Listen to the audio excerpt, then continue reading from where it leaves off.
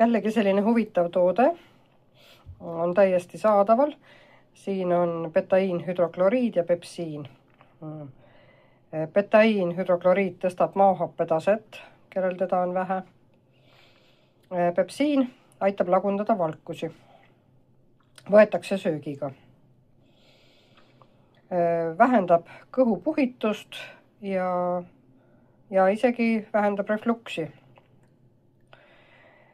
Ta parandab siis aminohapete omastamist, võtab ära raskustunde peale liha, munade ja muu valgulise söömist. Aitab imenduda toitainetel nagu B12, raud, kaltsium, magneesium, tsink.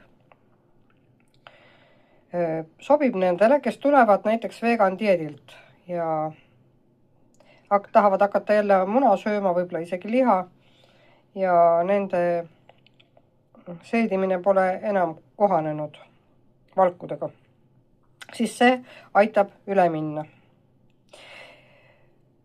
See sobib vanematele inimestele hästi. Aga vastunäidustused on, kui on kellelgi haavandtõbi, mao- ja 12-sõrmik soolehaavandid ja mõned näited sellised on, et seda peab kindlasti juurde uurima ja lugema, enne kui te midagi kasutama hakkate.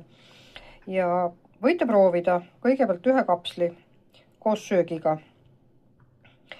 Kui see leevendab teie olukorda, võtab vähemaks puhitust, on võimalik, et teil on tegu vähese maohappega või madala maohappega. Aga kui sobib, siis võib võtta isegi päevas iga valgulise söögikorra ajal. Proovige, vaadake, mõtelge, olge rõõmsad, et on selliseid võimalusi olemas.